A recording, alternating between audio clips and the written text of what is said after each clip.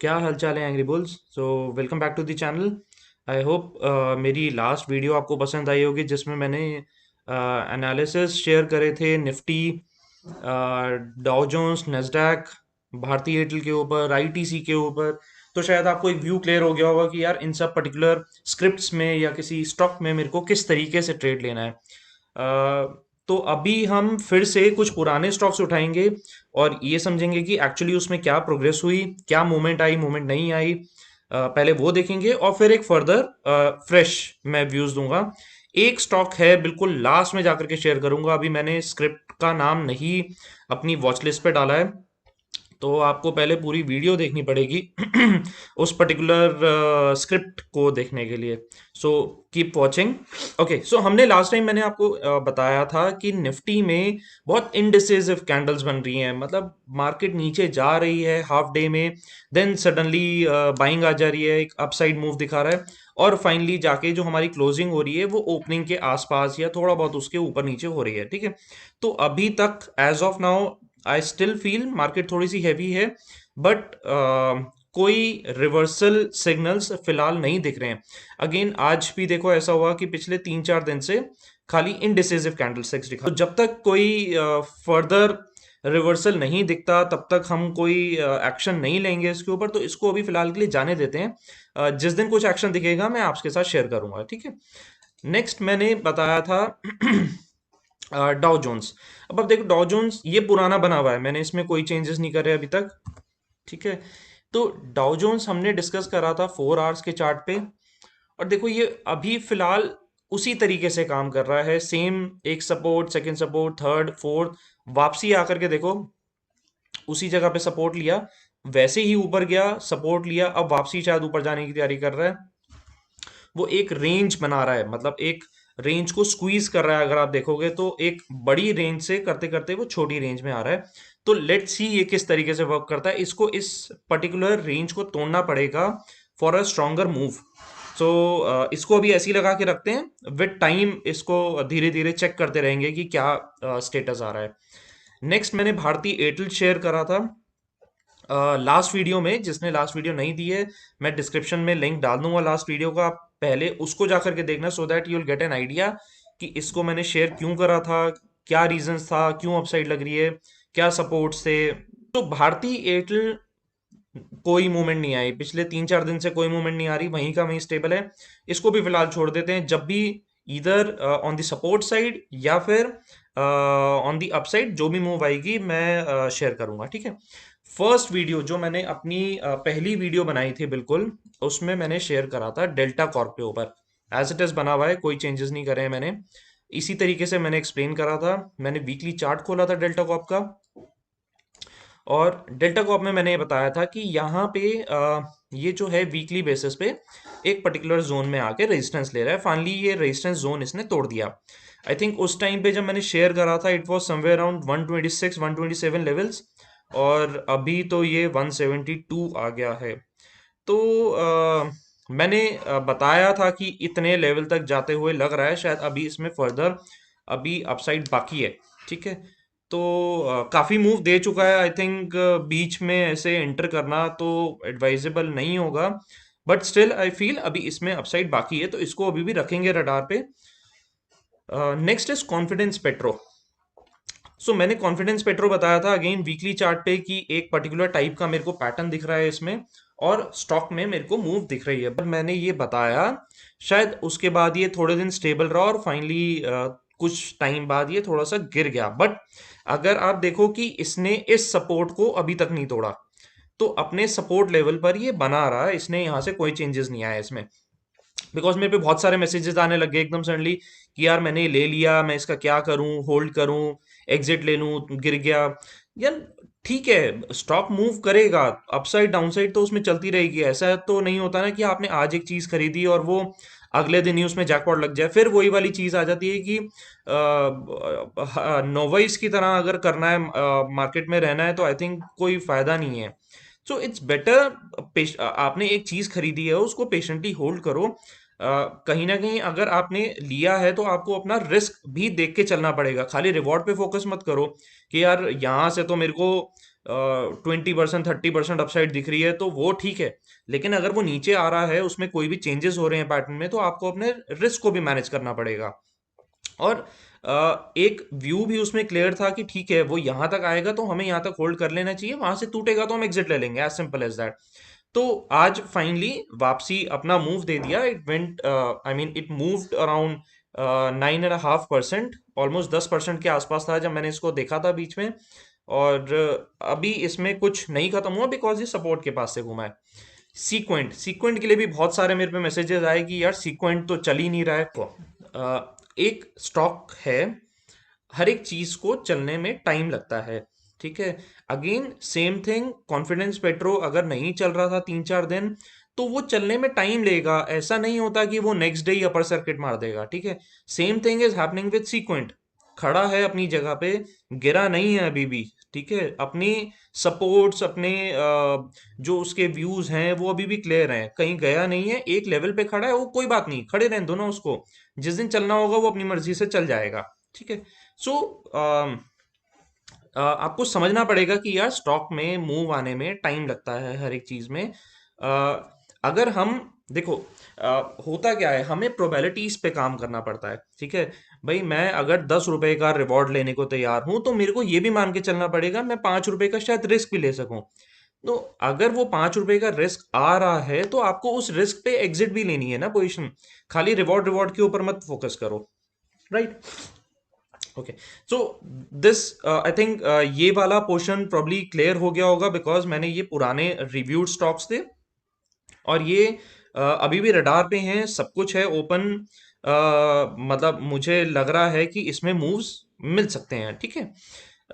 Okay, सो मैंने, अगर आपने मेरी एक वीडियो देखी होगी जिसमें मैंने बताया था कि हमें सेक्टर एनालिसिस करना होता है किसी भी पर्टिकुलर स्टॉक में ट्रेड करने के लिए, राइट। तो आज मैंने दो सेक्टर अपने निकाल के रखे हैं। First one is FMCG. कोई शॉर्ट टर्म व्यू नहीं है, मैं खाली बताना चाह रहा हूं कि सेक्टर में एग्जैक्टली exactly क्या हो रहा है, किस तरीके से मूव्स आते हैं। आई थिंक वो ज्यादा बेटर चीज है। सो एफएमसीजी, एफएमसी, हम इसके मंथली चार्ट पर आते हैं। ओके, सो एफएमसीजी एक ऐसा सेक्टर है जिसमें सबसे ज्यादा और हर वक्त डिमांड रहती है। क्यों? बिकॉज कंजम्पशन बेस्ड स्टोरी है। अब देखो ये सेक्टर ऐसा है कि धीरे धीरे धीरे करके मूव ऊपर ही कर रहा है, इसके अंदर कोई बहुत बड़ी मंदी नहीं आती है जल्दी से, बिकॉज कंजम्पशन कभी भी खत्म नहीं होती। जब तक हम लोग जिंदा हैं हम लोग चीजों को कंज्यूम करते रहेंगे, वो कंजम्पशन डिमांड सप्लाई वहां पर चलती रहेगी किसी ना किसी केस में, ठीक है। तो एफएमसीजी एक ऐसा सेक्टर है जो बहुत सालों से एक अपमूव ही दिखा रहा है, कोई डाउन ट्रेंड अभी तक इसमें नहीं शुरू हुआ। और अभी भी अगर हम इसको देखते हैं तो यहाँ पे मंथली बेसिस पे ब्रेकआउट दे रहा है, राइट। तो ऑब्वियसली मंथली ब्रेकआउट है तो बहुत बड़ा मूव देगा। 2-3 दिन के अंदर मूव नहीं आते मंथली में, यानी कि साल साल भर लग जाएंगे। बट जो इसके अप मूव आएंगे वो और हैवी आएंगे मूव्स, ठीक है। सो इस जोन में ये जोन में इसने मंथली पे अभी मूव देना शुरू करा है, ठीक है। अब मैं आ जाता हूं वीकली चार्ट पे इसके।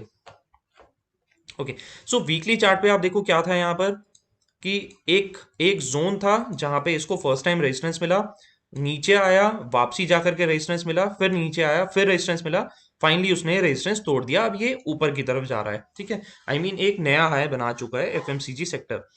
नाउ द पॉइंट इज, आपको पता कैसे चलेगा कि मेरे को क्या लेना है? मैंने एक लिस्ट शेयर करी थी, कुछ वीडियो, कुछ जो मैंने एक लास्ट, शायद प्रॉब्ली थर्ड या फोर्थ वीडियो जो मैंने बनाई थी, उसमें मैंने एक लिस्ट शेयर करी थी कि एफएमसीजी सेक्टर में कौन कौन से स्टॉक्स होते हैं।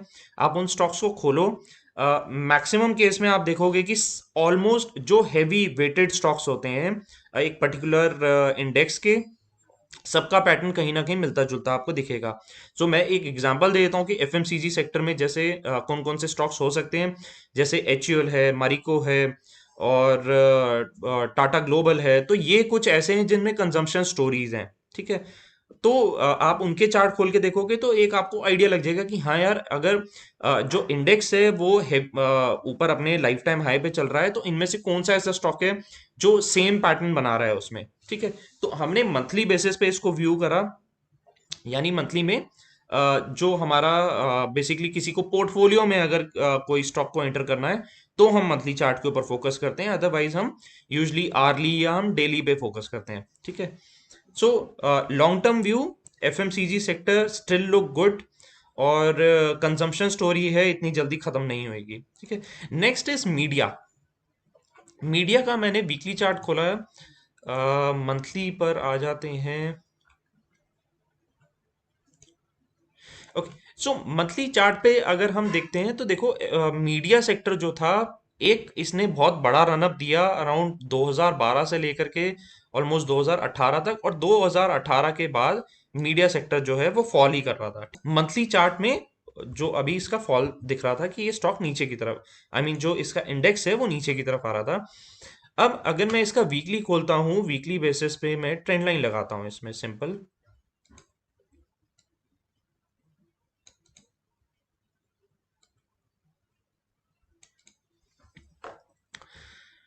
ओके, सो मैं निफ्टी मीडिया का मैंने वीकली चार्ट खोला है और इस पे मैंने ट्रेंड लाइन लगाई है। लेट्स सी इसमें एक्चुअली क्या हो रहा है। देखो, पहला तो इसने एक हाई बनाया, वहां से जब इसने डाउनफॉल इसका शुरू हुआ तो इसने एक पर्टिकुलर पॉइंट के पास आके रेजिस्टेंस लिया, सेकंड उस पॉइंट पे आके रेजिस्टेंस लिया, थर्ड पॉइंट पे उसने वहां से ब्रेकआउट दिया, और ब्रेकआउट देने के बाद वो एक बार रीटेस्ट करने के लिए आया उसको। अब वो अपनी अप मूव उसने शुरू करी है, धीरे धीरे ऊपर मूव करना शुरू करा है। तो ऐसा हो सकता है कि जो निफ्टी मीडिया है, not for a short term frame, because मैंने वीकली चार्ट खोला है, वीकली में लंबा टाइम फ्रेम आते हैं। तो ऐसा पॉसिबल है कि वीकली जो इसमें निफ्टी मीडिया है एक बार अपना छोटा सा रिवर्सल दे चुका है, और यहाँ से एक फर्दर अपसाइड अभी भी इसमें दिखती है। ठीक है, सो निफ्टी मीडिया आपको दिख गया। आपको सिंपली करना क्या है, इसका एनालिसिस करने के लिए निफ्टी मीडिया के आप स्टॉक्स निकालो, उनके चार्ट्स देखो, प्रेफरेबली अगर वेटेड स्टॉक्स देखोगे तो शायद ज़्यादा क्लैरिटी मिल पाएगी कि यार कौन कौन से स्टॉक्स हैं, वेटेज कितनी ज़्यादा है, और किसका इसके रिलेटेड अगर सेम पैटर्न मिल रहा है तो आई थिंक फिर आप उसको उस तरीके से ट्रेड कर सकते हो या पोर्टफोलियो में डाल सकते हो, तो एक व्यू क्लियर हो जाएगा। Right, now will come over to the stock name, जो मैंने सबसे पहले स्टार्टिंग में बिल्कुल वीडियो में बताया था कि मैं एक स्टॉक नेम शेयर करूंगा, और मेरे को लग रहा है कि थोड़ा सा शॉर्ट टर्म मूव उसमें मिल सकता है। तो देखते हैं वो कौन सा स्टॉक है और उसका रीजन क्या है शेयर करने का। So the stock name is Aptech Limited. ठीक है, अब हम इसका चार्ट खोलते हैं और ये देखते हैं कि इसमें क्या व्यू निकल रहा है। मैं अगेन वीकली चार्ट खोलूंगा बिकॉज डेली पे पहले हम वीकली पे देखते हैं, फिर हम देखते हैं कि डेली में उसका एक्चुअली क्या व्यू है। ठीक है, ओके, सो एप्टेक लिमिटेड पे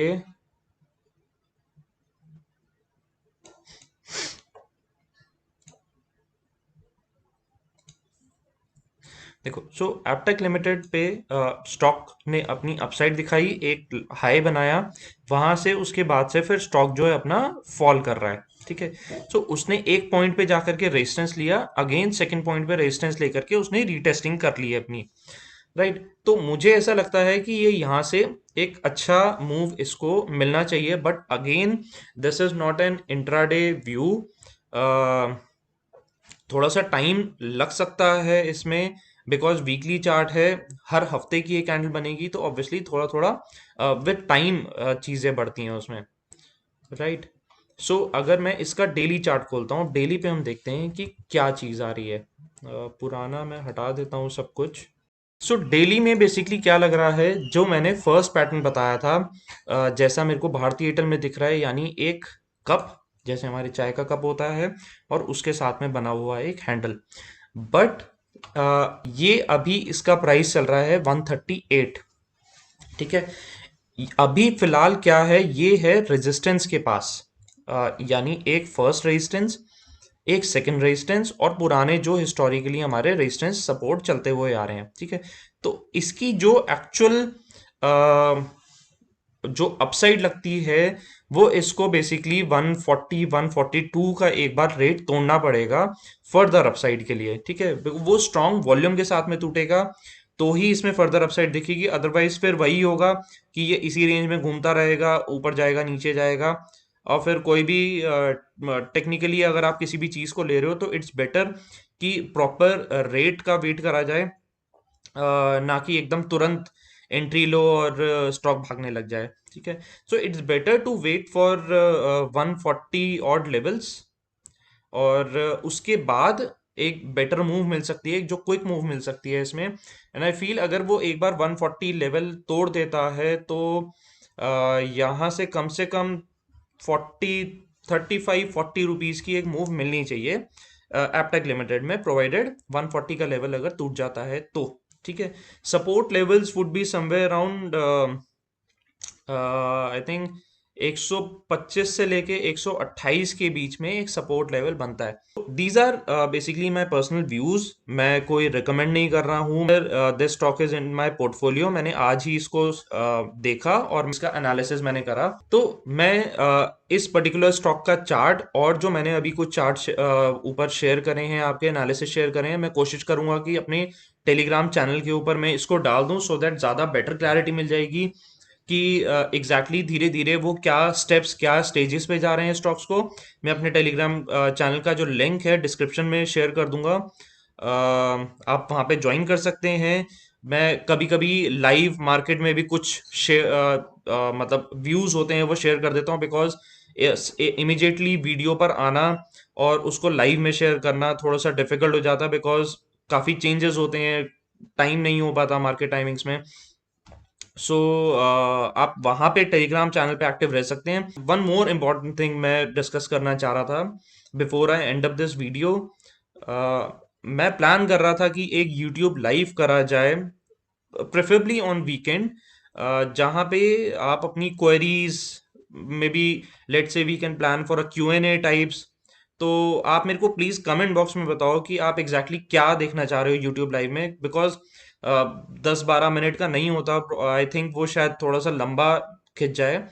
तो क्या चीजें हम डिस्कस कर सकते हैं, तो आई थिंक। और सेकेंडली, अगर कोई मेरे साथ यूट्यूब लाइव पे ज्वाइन करना चाहता है तो मोस्ट वेलकम, अपने कोई व्यूज शेयर करना चाहता है, अपनी अपने बारे में बताना चाहता है, अपनी स्टोरीज बताना चाहता है, तो आई थिंक सबके लिए बेटर होगा, हर बंदा समझ पाएगा कि यार एक ट्रेडर की जर्नी, एक इन्वेस्टर की जर्नी किस तरीके से होती है। तो if you have some suggestions please do share in the comment. Guys, thank you so much for watching, please do like, share and subscribe the video. और मैं नई नई चीजें लेकर के आते रहूंगा जैसे मैं लेकर के आ रहा हूँ।